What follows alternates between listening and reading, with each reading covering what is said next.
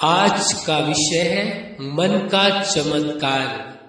आप सभी जानते हैं, समझते हैं और अनुभव भी करते हैं कि संसार के अंदर आज तक जो भी मानवीय सभ्यता का निर्माण हुआ है या संसार के अंदर किसी प्रकार का कोई भी आविष्कार हुआ है, शोध किया गया है, उसके पीछे कौन है?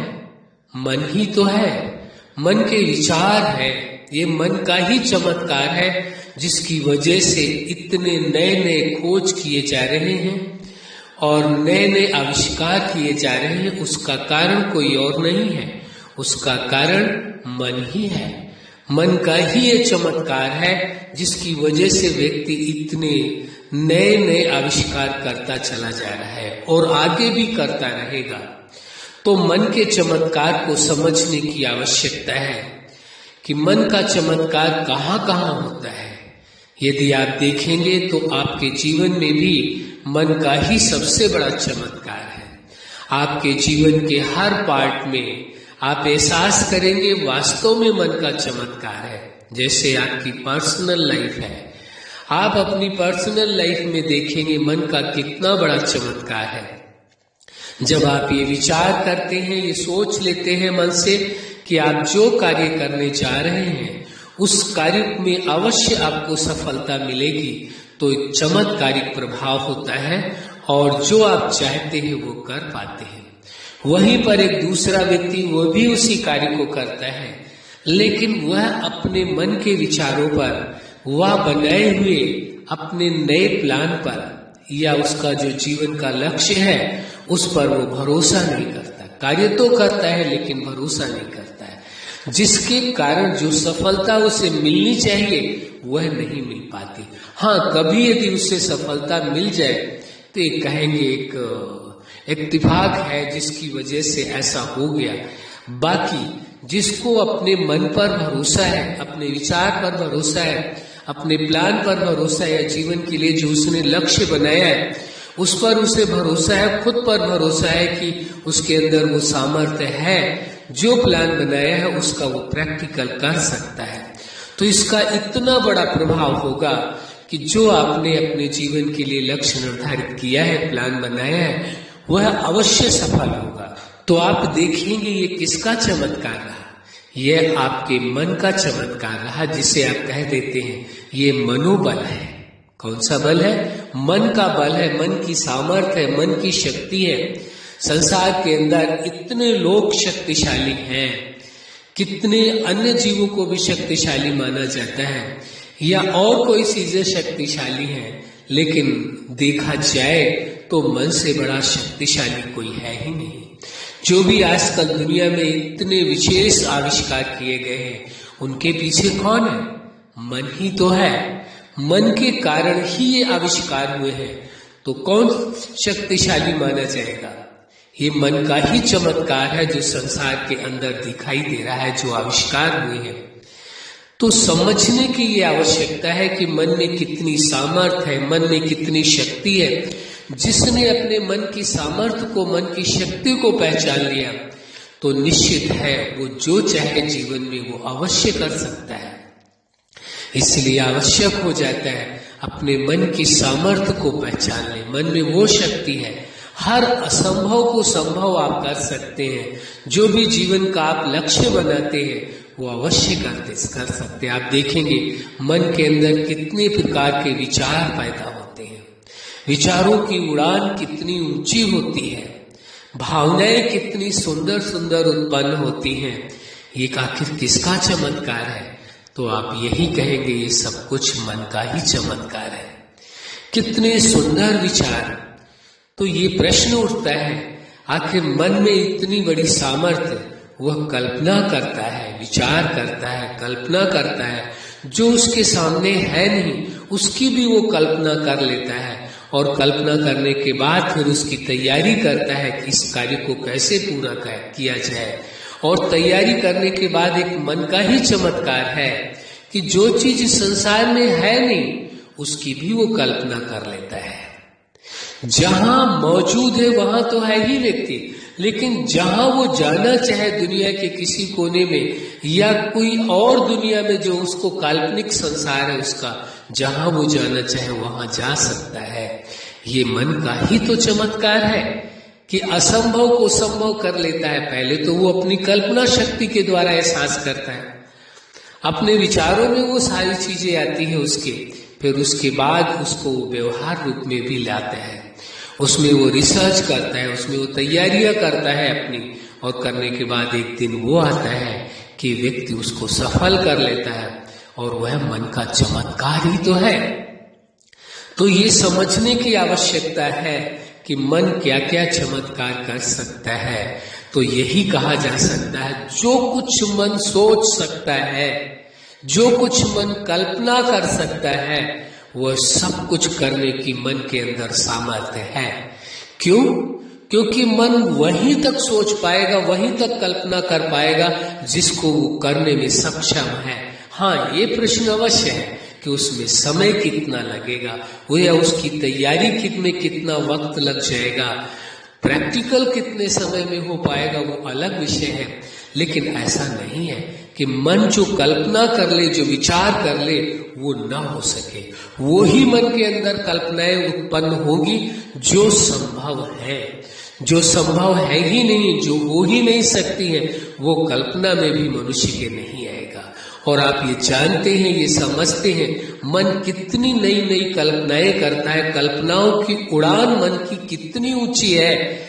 तो उसमें आप देखेंगे, आपको लगेगा ये तो बहुत बड़ा चमत्कार है मन का, कि मन कितनी कल्पनाएं करता है और उन कल्पनाओं को वो पूरा करने में भी सक्षम है। यह आपको अपने आप पर भरोसा करना होगा। जो व्यक्ति इस बात पर भरोसा कर लेता है, वही समझिए मन के चमत्कार को देख पाता है, मन के चमत्कार को अपने जीवन में अनुभव कर पाता है कि मन का क्या चमत्कार है। और यदि भरोसा स्वयं पर से टूट जाए तो जो कार्य आप करना जानते हैं, जिसमें आपको परफेक्शन हासिल है, आप कहते हैं मैं बहुत अच्छे से इस कार्य को कर सकता हूं, वह भी कार्य बेहतर ढंग से नहीं हो सकता है यदि आपका भरोसा अपने आप पर से टूट जाए। तो ये भरोसा कायम कौन करता है, भरोसे को तोड़ता कौन है, कल्पनाएं कौन करता है? ये सब मन का ही चमत्कार है। आप अपने मन के कारण ही अपने आप पर भरोसा करते हैं, अपनी सामर्थ्य पर भरोसा करते हैं, अपनी शक्ति पर भरोसा करते हैं और अपने कार्य पर भरोसा करते हैं कि आप ये कार्य कर सकेंगे। लेकिन मन को यदि ऐसा हो जाए, उसका अपने ऊपर ही भरोसा टूट जाए, तो कहेंगे इसका मनोबल कमजोर हो गया है। क्या कमजोर हो गया है? मनोबल कमजोर हो गया। मनोबल कमजोर होना माना अपने पर, स्वयं पर ही, अपने ही मन पर भरोसा कम हो गया है, इसे कह देंगे मनोबल कमजोर हो गया। बाकी आप जिसका मनोबल ऊंचा होता है, यानी जो मन के अपने विचारों पर भरोसा करता है, उसी का मनोबल सर्वोच्च होता है और वो अपने मनोबल के आधार से ही जो अपने जीवन में हासिल करना चाहता है वह कर लेता है। इसीलिए कहा जाता है ये सब कुछ किसका चमत्कार है? ये मन का ही चमत्कार है, जो असंभव से असंभव कार्य को सफल करने में वो संभव हो जाता है। आप देखेंगे जितने भी संसार के अंदर आविष्कार हुए हैं, आप विचार करके देखिए, अब से पहले वो चीजें नहीं थी, लेकिन आज वो चीजें दिखाई दे रही हैं। ये किसके कारण है? वो मन का ही तो चमत्कार है, मन ने ही तो वो आविष्कार किए हैं। तो इसीलिए ये कहा जाता है सबसे बड़ा चमत्कार दुनिया का यदि कोई है, वह है मन का चमत्कार है। विचारणीय विषय है कि देखिए, आप एक जगह बैठे हुए हैं, विश्व के किसी कोने में भ्रमण कर सकते हैं मन के द्वारा, इसी दुनिया में नहीं, कोई काल्पनिक दुनिया में भी जा सकते हैं। तो ये मन का ही तो चमत्कार है। मन ही किसी भी आविष्कार करने के पहले उसके बारे में पहले से ही कल्पना शक्ति में, उसके विचार शक्ति में वो सारी चीजें आ जाती हैं। ये कार्य इस प्रकार से संपन्न किया जाएगा, ये ऐसा है और इस प्रकार से किया जाएगा, उसकी कल्पना शक्ति में आ जाता है। तो ये मन का चमत्कार है। जो चीज है नहीं अभी, उसका भी वो एक चित्र बना लेता है, मनो का एक चित्र बना लेता है, एक काल्पनिक चित्र बना लेता है और फिर उसको प्रैक्टिकल करके दिखा देता है। तो ये सबसे बड़ा मन का चमत्कार है। लेकिन उससे भी बड़ा एक चमत्कार ये कहेंगे कि जो व्यक्ति अपने जीवन में अपने मन पर नियंत्रण हासिल कर लेता है, यानी सीधे शब्दों में कहें मन को अपने वश में कर लेता है, जिस व्यक्ति का मन उसके अनुसार चलता है, उसके वश में रहता है, वो सबसे बड़ा चमत्कारिक प्रभाव होता है। फिर मन उसके आदेश के अनुसार चलता है, जो वह मन को आदेश देता है मन उस कार्य को संपन्न करता है। तो आप यदि अपने जीवन में मन के चमत्कारों का अनुभव करना चाहते हैं तो मन को अपने वश में करना सीखें। और मन को अपने वश में करने का उपाय, परम सुंदर उपाय, बहुत ही सहज है। हम इस बात को कह सकते हैं अपने अनुभव के आधार से कि मन को वश करना जितना आसान है इतना आसान संसार का कोई भी कार्य नहीं है। केवल स्वयं के लिए ये स्वीकार करने की आवश्यकता होती है। जिस पल आप ये स्वीकार कर लेते हैं कि आप मन के मालिक हैं, मन आपके वश में है, मन आपका सबसे बड़ा आज्ञाकारी है, आपकी आज्ञा के अनुसार मन चलता है। जैसे ही आप ये बात स्वीकार करते हैं कि मन के आप मालिक हैं, मन आपके अनुसार चलता है, आप उसी पल मन के मालिक बन जाते हैं और मन आपके वश में हो जाता है और आपके अनुसार कार्य करता है। इतना सहज उपाय है मन को अपने वश में करने का। लेकिन फिर आप ये कहेंगे, क्या एक बार ऐसा विचार कर लेने से, एक बार अपने मन में मन के लिए ऐसा सोच लेने से क्या संभव है कि मन हमारे वश में हो जाएगा? आपका ये प्रश्न उठ सकता है और ये प्रश्न जायज भी है। हाँ, ये सत्य है कि एक बार सोच लेने से यह संभव नहीं है कि मन आपके वश में हो जाए, इसमें दो राय नहीं है। आपका सोचना एकदम ठीक है, लेकिन ये बात आपको खुद को बार बार याद दिलाते रहना पड़ेगा। क्या? कि आप मन के मालिक हैं, मन आपके वश में है। जितना आप अपने आप को ये याद दिलाएंगे शुरुआती दौर पर, तो आपको याद दिलाना पड़ेगा। थोड़े समय के बाद आपको ये बात स्मृति में रहेगी, आपकी याददाश्त में रहेगी ये बात कि आप मन के मालिक हैं। इसी को ही कह दिया गया है कि एक छोटा सा ये अभ्यास है, ये आपको बार बार अपने आप को याद दिलाना कि आप मन के मालिक हैं, मन आपके वश में है, मन आपका आज्ञाकारी है। अपने आप को बार बार ये याद दिलाना पड़ेगा। जब अपने आप ऐसा समय आएगा थोड़े समय के बाद कि अपने आप आपको ये याद रहेगा कि आप मन के मालिक हैं। जैसे उदाहरण के लिए आप कोई नया मकान खरीदते हैं या गाड़ी खरीदते हैं या कोई भी वस्तु खरीदते हैं, खरीदने के बाद आपको ये भरोसा आ जाता है कि यह चीज मेरी, क्योंकि उसमें आपने खर्च किए, पैसे लगाए, इसलिए आपको भरोसा आ जाता है। यहाँ पर चूंकि मन को आपको अपने वश में करना है और मन के फिर चमत्कारों को देखना है, इसके लिए मन का ही उपयोग करना होगा। मन से ही आपको ये स्वीकार करना होगा कि आप मन के मालिक हैं। देखिए कैसा चमत्कार है। मन के मालिक बनने के लिए मन से ही स्वीकार करना पड़ेगा कि आप मन के मालिक हैं। जैसे ही आप स्वीकार कर लेते, फिर अपने आप को ही, यानी अपने मन को ही बार बार ये याद दिलाना होगा कि आप कौन है, मन के मालिक हैं। आप यही कहेंगे अपने आप को कि मन आपके वश में है, आप मन के मालिक हैं। इन शब्दों में प्रयोग करेंगे कि मैं मन का मालिक हूँ, मन मेरे वश में है, मन मेरा सबसे बड़ा आज्ञाकारी है। ये हर कार्य, जब भी मन से कोई कार्य ले, कार्य करने के पहले मन को यह याद दिलाएं, अपने आप को यह याद दिलाएं। और जैसे ही इस अभ्यास को थोड़ा आप बढ़ा लेंगे, आप प्रैक्टिकल में देखेंगे कि आपके लाइफ के अंदर ऐसा चमत्कार होगा कि मन आपके वश में होकर के चलेगा। जो आप मन को आदेश देंगे विचार करने के लिए वही विचार करेगा। मन को जहां आप लगाना चाहेंगे वही मन लगेगा, और जहां आप मन को नहीं लगाना चाहते हैं मन वहां नहीं लगेगा, नहीं जाएगा। मन को जैसा आप आदेश देंगे वैसा कार्य करेगा। तो कहा जाएगा आप मन के मालिक हैं, मन आपके वश में है। निश्चित और कितना सहज उपाय है, केवल स्वीकार करना है। क्या करना है? केवल अपने आप को स्वीकार करना है कि आप मन के मालिक हैं, मन आपके वश में है। ये स्वीकार केवल कर लेना है पूरे मनोभाव से। हाँ, एक बात अवश्य समझ लेना, यदि आपके मन में ये प्रश्न उठने लगे, कौन सा? संशय वाला, पता नहीं ऐसा सोच लेने से क्या मैं मन का मालिक हो जाऊंगा, या केवल ये कल्पना है, सोच लेने से खाली कैसा होगा? आप विचार करके देखिए, मन सोचने का ही तो कार्य करता है। तो मन को यदि बदलना है तो सोच के द्वारा ही, सोचने के द्वारा ही तो बदला जाएगा। और क्या तरीका मन के साथ कार्य कर सकता है? इसीलिए मन को सोचने के द्वारा ही बदलना होगा कि आप अपने आप को स्वीकार कर लें कि आप मन के मालिक थे, मन के मालिक हैं और सदा मन के मालिक रहेंगे।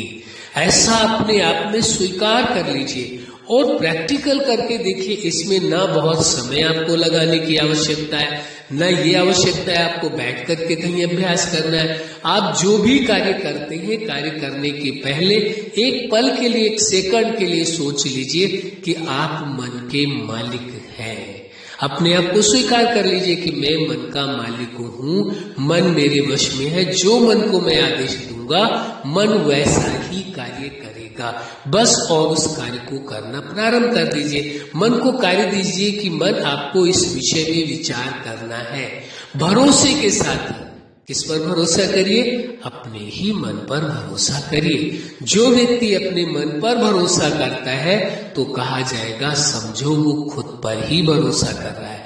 यदि मन पर कोई प्रश्न खड़े करते हैं, मन में कोई आपके संशय पैदा होता है अपने लिए, मन के लिए ही, तो समझिए आप अपने आप पर ही संशय कर रहे हैं। तो विचार करके देखिए आप अपने आप को, बड़ा सहज है, इससे सहज कुछ भी नहीं है। ये हमारा अपना निज अनुभव है, इसलिए हम इस बात को दावे के साथ कह पा रहे हैं कि ये इतना सुंदरतम और इतना सहज उपाय है। केवल आपको स्वीकार कर लेना है और अपने आप को बार बार याद दिलाते रहना है कि मन आपके वश में है, आप मन का मालिक हैं। उसका आप प्रैक्टिकल में प्रभाव देखिए। यदि आपको प्रभाव दिखाई देता है, मन आपके आदेशानुसार चलने लगता है तो बहुत अच्छी बात है। यदि आपको ऐसा लगता है इस प्रक्रिया से मन आपके अनुसार नहीं चल रहा है तो छोड़ दीजिए, उसमें क्या परेशानी है, मत करना। लेकिन कम से कम एक बार तो प्रयोग करके देखें। थोड़े दिनों के लिए, 2, 4, 10 दिन के लिए आप प्रयोग करके देख लें। अपने आप को बार बार याद दिलाएं कि आप मन के मालिक हैं, मन आपके वश में है। आप जैसा आदेश देते हैं मन वैसा ही कार्य करता है। इतना भरोसे के साथ, संशय के साथ नहीं। ये प्रश्न अवश्य है हमारा।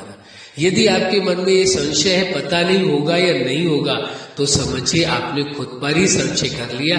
कोई प्लान बनाने के पहले ही आपने ये सोच लिया कि हो जाएगा, होगा या नहीं होगा, संशय है, तो सफलता की गुंजाइश कम हो जाती। यही मन का खेल है। यहाँ पर ही आपको समझदारी से चलना होगा।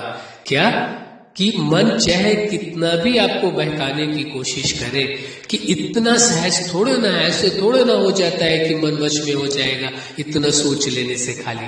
ऐसे ही वो मन नए नए तर्क देगा आपको, लेकिन मन के उन तर्कों को न ध्यान देते हुए आपको यही अपने आप को स्वीकार करना है कि आप मन के मालिक हैं, मन आपके वश में है। उसका व्यवहार में आप अनुभव करके देखें, प्रैक्टिकल लाइफ में देखें, मन को आप कार्य करके देखें। यदि मन आपको लगता है आपके वश में है तो बहुत अच्छी बात है, इसमें नुकसान तो कुछ है नहीं। ना आपका समय खराब हो रहा है, ना आपकी शक्ति खराब हो रही, ना कोई आपको कुछ करने की अन्य आवश्यकता है कि यहाँ बैठ करके एकांत में करना है।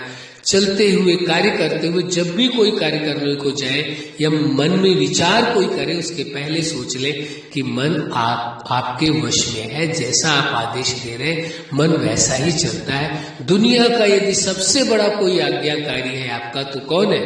वह है आपका मन। ऐसा स्वीकार करके चलेंगे, मन आपके आदेशानुसार अवश्य चलेगा। अच्छा, आप अपने जीवन के हर क्षेत्र में, हर लक्ष्य में और जीवन के हर पार्ट में सफल रहे। आज का विषय ही है मन का चमत्कार। आप मन के मालिक थे, मन के मालिक हैं और सदा मन के मालिक होकर के रहेंगे।